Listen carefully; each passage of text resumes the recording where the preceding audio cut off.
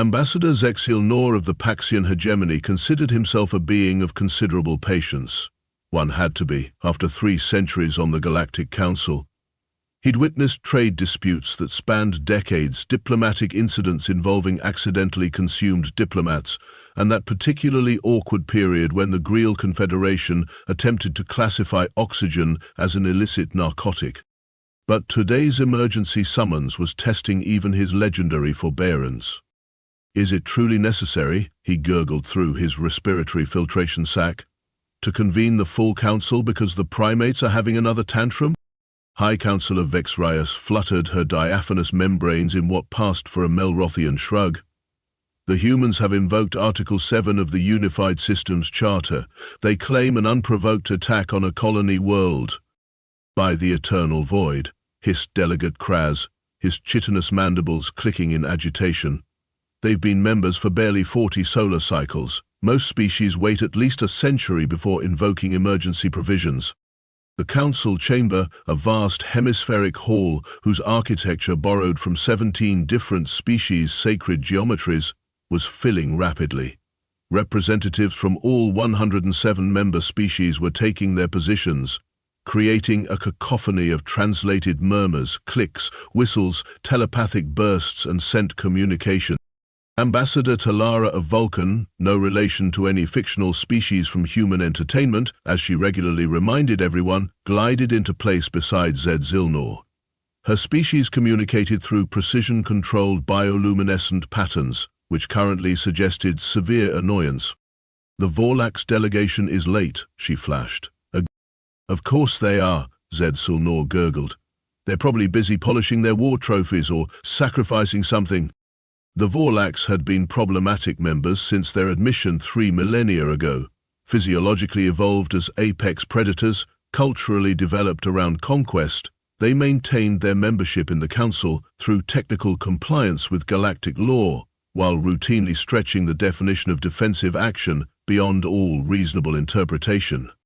High Chancellor Orcs, a gaseous entity contained within an ornate hovering shell, drifted to the center of the chamber. As the oldest living being in the known galaxy, claiming to be over 12,000 years old, though some suspected he simply lost count, he served as the Council's ultimate authority. The emergency session is called to order, Orcs intoned, his translated voice resonating through the chamber. We gather today under Article 7, invoked by the Terran Alliance, regarding...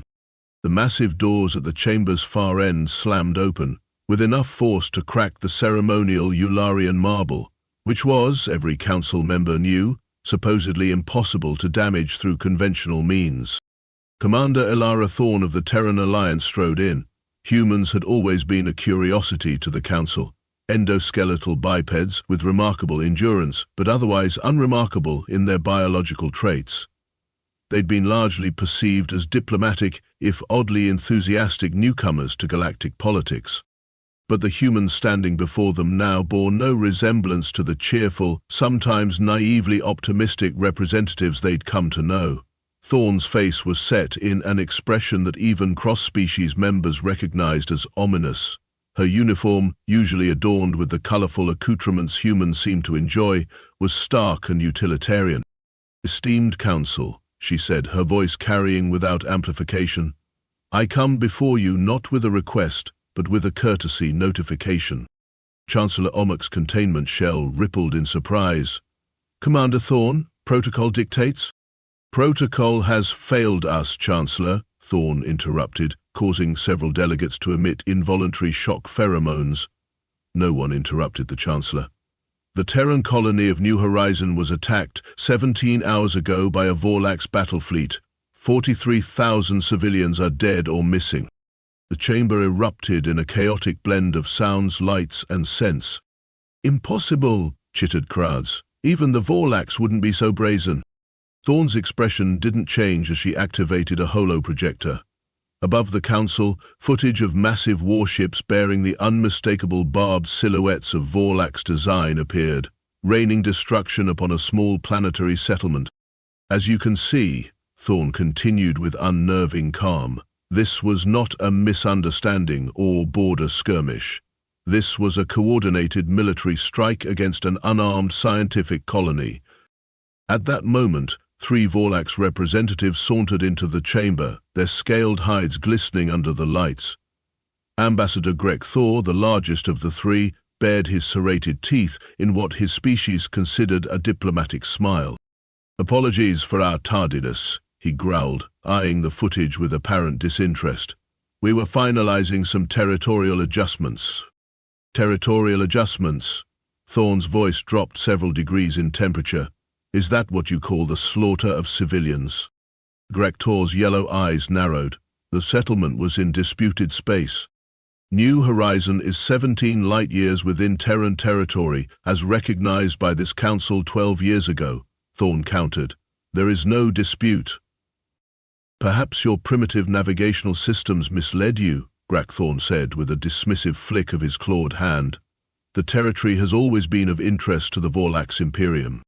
Ambassador Quetzal, a feathered serpentine being representing the Plumerian Confederacy, unfurled his rainbow-hued crest in agitation. "I was on the boundary commission that established those territories. The Vor'lax delegation signed the final charts without objection." "Signatures can be misinterpreted," Greg Thor replied with a toothy, not-quite smile, "just as colonies can be misplaced." Zilnor's respiratory sac inflated to twice its normal size, a sign of extreme indignation among the Paxians. "This is outrageous, even by Vor'lax standards. You're admitting to a premeditated attack on a civilian outpost while simultaneously denying responsibility." "I admit nothing," Greg Thor said, examining his serrated claws with theatrical boredom. "I merely suggest that perhaps humans should be more careful where they build their little science projects." Footage continued to play above them. The orbital bombardment had systematically targeted communication arrays first, then power generation facilities, then atmospheric processors. It wasn't the chaotic destruction of a border skirmish. It was the methodical dismantling of infrastructure necessary for human survival on a terraform-in-progress world. "The attack pattern indicates precise knowledge of human physiology and survival requirements," observed Elara, her bioluminescent patterns shifting to analytical mode. "This was not opportunistic. This was planned." Chancellor Omuk's containment shell darkened ominously. "Ambassador Greg Thor, these are serious allegations. If the Terran claim is valid—" "Oh, spare us the diplomatic theater," Greg Thor interrupted. "We all know how this proceeds. The Council issues a formal reprimand. We express regret for any misunderstanding. Perhaps we offer some token reparations. Life continues." Several council members shifted uncomfortably because, historically, he wasn't wrong. The Galactic Council had a long tradition of issuing strongly worded condemnations that led to minimal consequences, especially when the aggressor was a founding species with considerable military might. 43,000 civilians, Thorne said, her voice unnervingly steady. "Scientists, families, children. And you stand there expecting a strongly worded letter." Greg Thor shrugged, a gesture he'd clearly adopted from observing humanoids. "The weak perish, the strong survive. This is the natural order that my species honors, even as we play at civilization to humor the rest of you." A holographic display activated near Thorne, showing a young human female in a military uniform similar to Thorne's. "Commander, permission to speak freely?" "Granted, Admiral Reyes," Thorne replied. "The 7th Fleet is in position, the 8th and 3rd are at rally points, Planetary Defense Force reserves have been mobilized, first strike packages are prepped and awaiting final authorization codes." The Admiral's face was a professional mask, but a muscle twitched in her jaw. "The Vor'lax just used their annual Thunder and Blood celebration as cover to move their Grand Fleet to the Xanthos Sigma staging area. They're positioning for additional strikes." Greg Thor's smile widened. "Observant little monkeys, aren't you? Not that it will help. Our Grand Fleet has never known defeat. Your response force will barely register as target practice." Thorne's eyes never left the Vor'lax ambassador. Not this time. Something in her tone caused even Greg Thor to pause. "Commander Thorne," said Elara, her bioluminescent patterns suggesting cautious mediation. "While the Council sympathizes with your losses, We have established protocols for territorial disputes. Perhaps if we form an investigative committee—" "With respect, Ambassador," Thorne replied, though her tone suggested respect, had already left the building, was boarding a transport, and had filed a change of address form. "This isn't a moment for committees." She activated another hologram, showing a fleet of ships, human ships, mobilizing with startling efficiency. What is this?" asked Zexil-Nor. "This is the Terran 7th Fleet," Thorne explained calmly, "currently en route to Vor'lax space." Grekthor's laugh was like stones grinding together. "You're sending a response fleet? How adorable. Your species has been spacefaring for what, 2 centuries? The Vor'lax have been conquering stars since your ancestors were discovering fire. Which is why I'm here," Thorne continued as if he hadn't spoken. "As a courtesy, I'm informing the Council that as of 6 hours ago, humanity has officially switched off what we call polite mode." The translation matrix struggled momentarily with the term, causing several delegates to receive confusing interpretations involving clothing adjustments and ritual combat. "I don't understand," said Chancellor Umurs. "Is this some form of human diplomatic jargon?" "In a manner of speaking," Thorne replied. "For the past 40 years, since joining the galactic community, humanity has been operating under certain self-imposed restrictions. Out of respect, and to ease our integration." "Self-imposed restrictions?" repeated Kratz. "Are you suggesting humans have been concealing capabilities?" "Not concealing," Thorne corrected, "just not flaunting. There's a difference." "This is absurd," Grekthor snarled. "The humans are bluffing to save face after our legitimate military exercise." Thorne's smile was colder than the void between galaxies. "Let me offer some context. When humans first achieved faster-than-light travel and encountered the Council's observation post at Proxima Centauri, our leaders had a choice to make. We could introduce ourselves as we were, a species fresh from centuries of internal warfare, with military doctrines honed through countless conflicts, or we could present a more diplomatic facade." Ambassador Talara's patterns shifted to a frequency indicating deep thought. "I reviewed the historical records of your species before your admission. Your conflicts seemed primitive and limited in scope." Several council members nodded or made equivalent gestures. It had been a point of both amusement and relief that humans, despite their strange biological hardiness, had such quaint military capabilities. "What you reviewed," Thorne explained, "was heavily curated. We showed you world wars that ended with atomic weapons that we then mostly abandoned. We emphasized our peacekeeping missions and downplayed our capacity for innovation in combat." "Would you do this?" asked Zexil-Nor, genuinely puzzled. "Because we wanted friends, not fearful allies." Thorne's voice softened momentarily, showing the first crack in her glacial demeanor. "Because we recognized our own history and decided to be better. We joined the Council in good faith, agreed to arms limitations that were actually far below our capabilities, and committed to peaceful expansion." The chamber had grown unnaturally quiet. "We learned to be polite," Thorne continued. "We smiled when some of you called us primitive endoskeletons. We nodded when the Vor'lax representatives joked about how easily our bones would snap. We accepted technological trade restrictions that forced us to develop our own solutions in isolation." Grekthor's scales had taken on a slightly paler hue. "These theatrical threats—" "They aren't threats," Thorne cut him off. "They're a courtesy notification. Humanity is no longer operating in polite mode. The restrictions are off." A junior aide rushed into the chamber, approaching Chancellor Omux with obvious distress. After a brief, hushed exchange, the Chancellor's containment shell pulsed with alarm. "Commander Thorne," Omux said, his translation revealing unusual static, "we're receiving reports that human vessels have already breached Vor'lax defensive perimeters in 3 sectors. How is this possible? Their border defenses are among the strongest in the quadrant." Thorne nodded.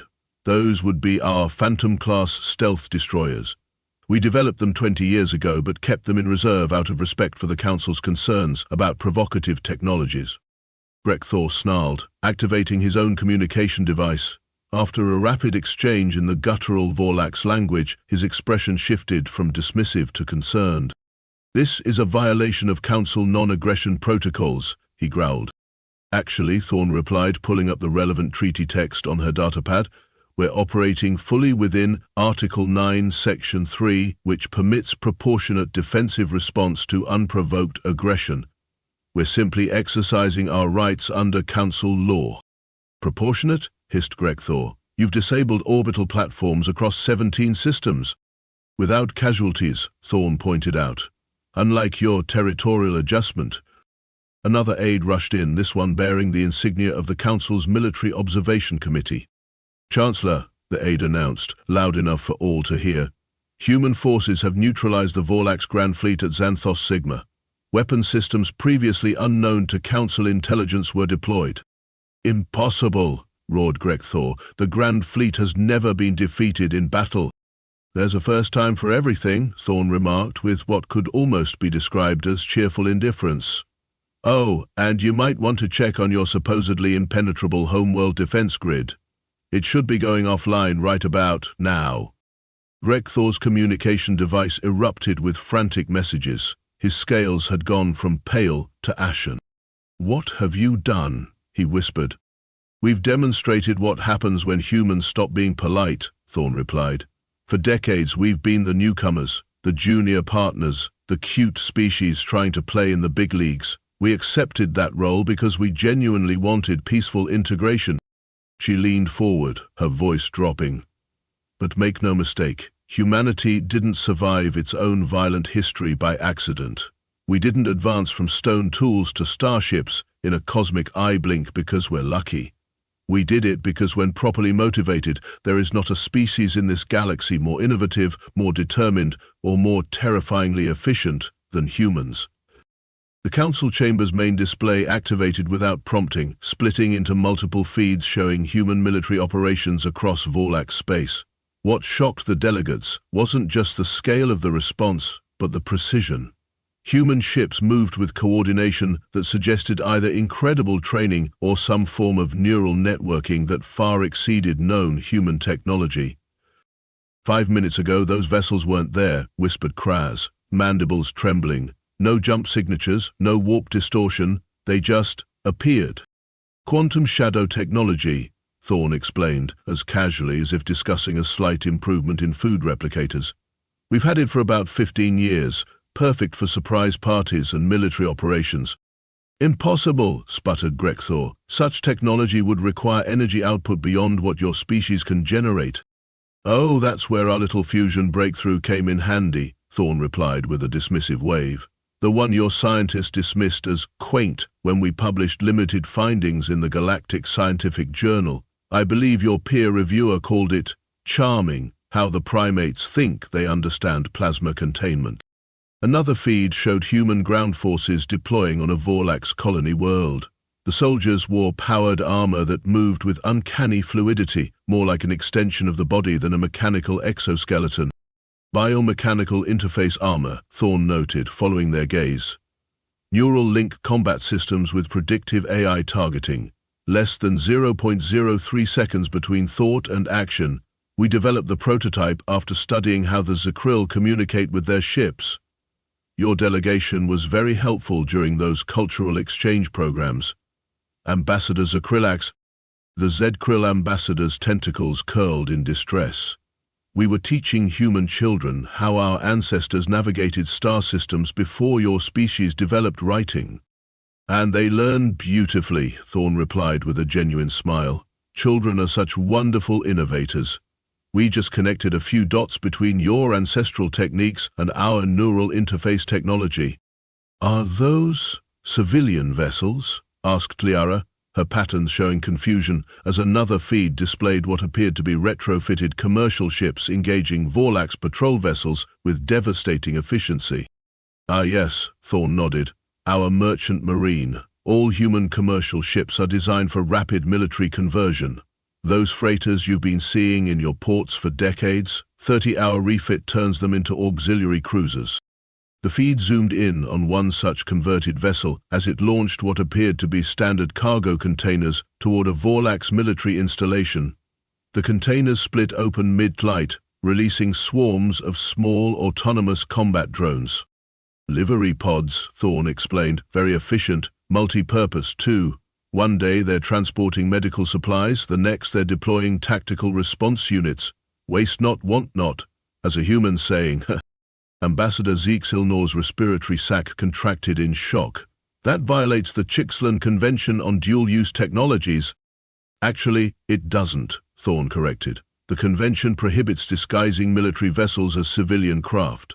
Ours are genuinely civilian vessels with modular design. Section 14, paragraph 7 of the convention specifically exempts modular conversion systems that require substantial refit operations to convert between civilian and military functions.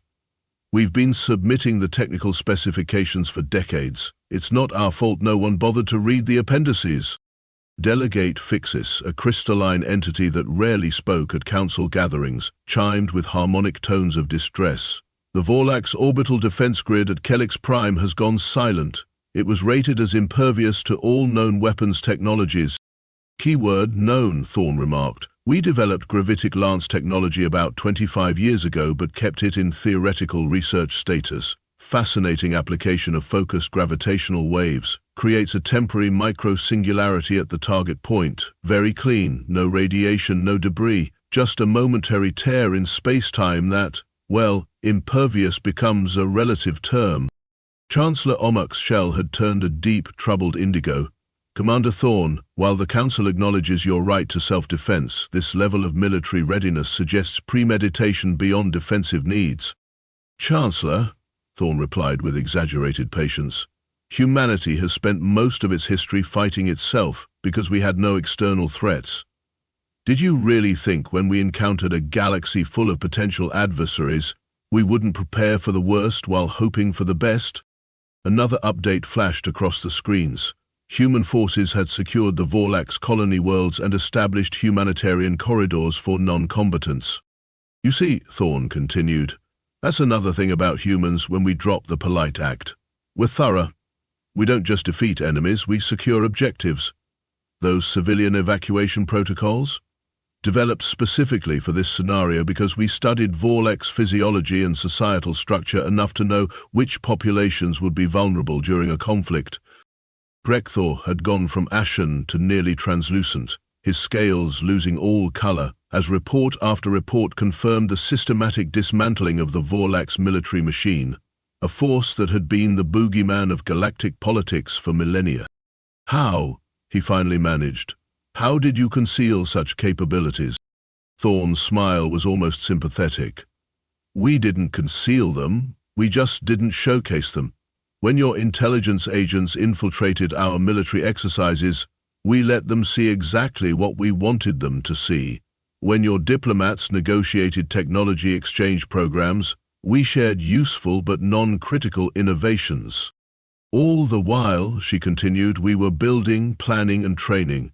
Not because we wanted war, we genuinely didn't, but because we understood something fundamental about galactic politics that you apparently missed. Appearing weak when you are strong is infinitely more advantageous than appearing strong when you are weak. The chamber fell silent as footage appeared showing the Vor'lax Imperial Palace, the very heart of their militaristic empire, surrounded by human vessels that seemed to materialize from nowhere. Quantum displacement technology, Thorne explained casually, as if discussing the weather, allows for short-range tactical jumps without conventional engine signatures. We developed it 30 years ago but kept it classified as a theoretical project in our public research. Grekthor looked broken. What are your terms? He asked, his voice barely audible. Our terms? Thorne seemed almost surprised by the question. That's for our diplomatic corps to determine. I'm just here to explain why humanity is no longer playing by the restricted rule-book we've been following. Chancellor Omuk's containment shell pulsed with urgent light patterns. Commander Thorne, the Council must formally request an immediate ceasefire. This escalation threatens galactic stability. With respect, Chancellor, Thorne interrupted again. Humanity is not interested in destabilizing the galaxy. We're interested in establishing a new understanding. The rules-based order only works when everyone follows the rules. The Vor'lax violated those rules by attacking our colony. We're simply enforcing consequences. This is beyond enforcement, chittered Kratz. This is subjugation of a founding council member. Is it? Thorne asked, genuine curiosity in her voice. For 3,000 years, the Vor'lax have pushed boundaries, claimed territories through misunderstandings, and generally operated with impunity because everyone feared their military might. We've simply demonstrated that this fear was misplaced. She turned to face the Vor'lax delegation directly. We don't want your worlds. We don't want reparations in resources or territory. What humanity wants is accountability and reform. Another alert chimed, and Thorne checked her datapad. It seems the Terran Diplomatic Corps has finalized terms. The Vor'lax Imperium will undergo supervised disarmament of weapons of mass destruction, submit to Council monitoring of military activities for a probationary period of 50 years, and provide reparations to the families affected by the New Horizon attack. Gregthor bared his teeth in what might have been a snarl or a grimace. And if we refuse? Thorne's expression hadn't changed since she entered the chamber. Then humanity will demonstrate what happens when we go beyond simply turning off polite mode. What you've witnessed today is us being firm. You haven't seen us being angry. Trust me when I say you don't want to. The ancient storyteller paused, her scales shifting to a reflective blue as the youngling stared wide-eyed. And that, she continued, is how the galaxy learned that human politeness was not weakness but restraint. The Vor'lax accepted the terms. What choice did they have? The data recovered from their military archives revealed centuries of violations that had gone unpunished because of fear. What happened next? Asked a small, fuzzy youngling with too many eyes. The humans did something even more surprising than their military revelation, the storyteller said. They followed through on their claim that they wanted reform, not conquest. Once the Vor'lax demonstrated compliance, human forces withdrew completely. But they could have taken over the galaxy, protested another youngling, this one floating in a containment bubble. Yes, agreed the storyteller, and that's precisely why they didn't. The humans explained it as the responsibility of power. Their history had taught them that those who can annihilate should be the most reluctant to do so. A youngling with iridescent carapace raised a limb. Did the humans ever use their full military might again? The storyteller's scales rippled in what passed for a chuckle among her kind. Only twice in the following 3 centuries. Once against the hive consciousness that attempted to convert several populated worlds into spawning grounds, a conflict that lasted precisely 6 days before the hive sued for peace. And once against the quantum pirates of the Cygnus Arm, who thought human cargo vessels would make easy prey. What happened to the pirates? Asked a youngling with bioluminescent feathers. No one knows for certain, the storyteller said, her voice dropping mysteriously. Their bases and vessels simply ceased to exist. The humans filed a routine incident report with the Council, stating only that the piracy situation has been addressed. When pressed for details, the human representative supposedly said, "Some questions are best left unanswered." She adjusted her position, her ancient joints creaking slightly. But the most interesting legacy of what historians call the politeness incident was its effect on human diplomacy. Far from becoming arrogant or domineering after revealing their true capabilities, human representatives became even more courteous, even more collaborative. That makes no sense, chittered a youngling with compound eyes. If they were so powerful, why not just take what they wanted? Because, little one, humans had learned something from their own bloody history that many species take millennia to discover, if they discover it at all. True strength lies not in the exercise of power, but in the wisdom to know when not to use it. The storyteller activated a secondary hologram showing a famous painting that hung in the Grand Council chamber, a human and Vor'lax representative signing the Reformation Accords while surrounded by delegates from all Council species. Commander Thorne herself became the human ambassador to the Council after the incident, And the most remarkable thing happened when she took her new position. She apologized.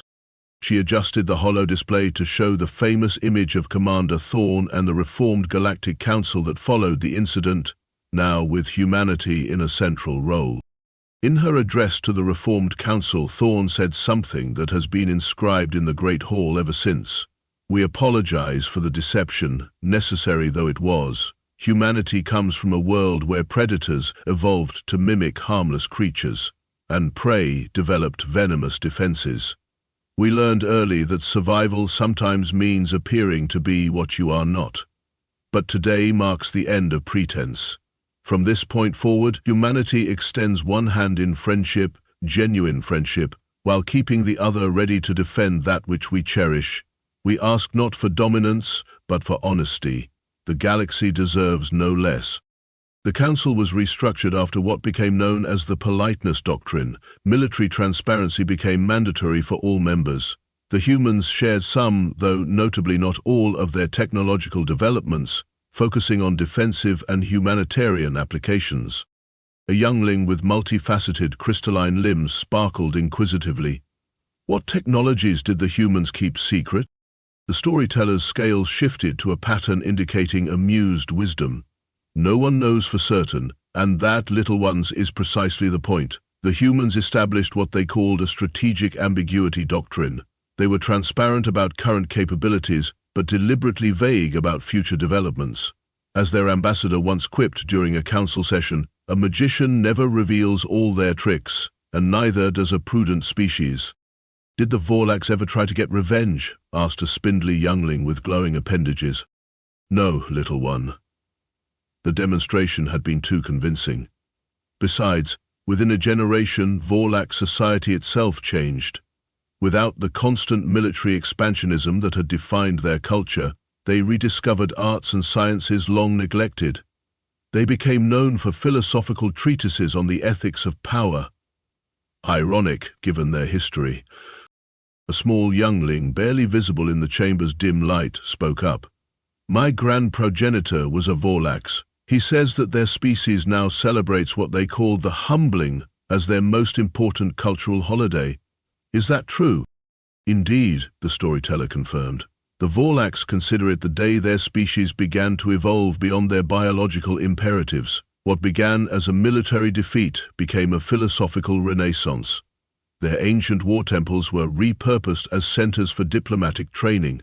The first Vor'lax peace philosopher, Krazak the Enlightened, was ironically the grandson of Ambassador Grekthor himself." The storyteller's voice dropped to a dramatic whisper. "And what of the humans? They continued as they had begun, outwardly friendly, collaborative and helpful, but never again did the galaxy mistake their politeness for weakness. When human representatives spoke in council sessions, even the oldest members listened." "I heard that humans have a special council veto," piped up a youngling with tentacular appendages. "Not quite," the storyteller corrected, "but they did introduce what became known as the politeness protocol in council voting procedures. Any member may invoke it when they believe a decision would lead to serious harm. It's not a veto, but it triggers an automatic 70-cycle review period and requires the council to consult with independent experts. The humans rarely invoke it themselves. They don't need to. The mere possibility that they might find a decision unacceptable tends to encourage more thoughtful deliberation." She closed the holo display with a gesture. "The universe is vast and full of terrors, little ones, but remember this wisdom passed down through the ages. Beware the anger of a gentle species, and if a human ever tells you they're no longer being polite, run." The younglings chittered and bubbled with excited questions as the chamber lights rose. The storyteller smiled her six-eyed smile. Each generation needed to learn the lesson anew, to understand why, to this day, diplomatic protocols included the emergency classification, human politeness failure imminent. It was, after all, the most serious alert in the Galactic Codex. As the younglings departed, one lingered, a small being with chromatophore skin that shifted thoughtfully through patterns of curiosity. "Elder storyteller," the youngling asked, Is it true that humans still maintain what they call black projects, military developments unknown even to the Council? The ancient storyteller's scales rippled with amusement. That, little one, is a question I suggest you never ask a human directly. Some mysteries are best left unexplored. Now run along, and remember to be polite when you encounter humans in your travels. It's only sensible.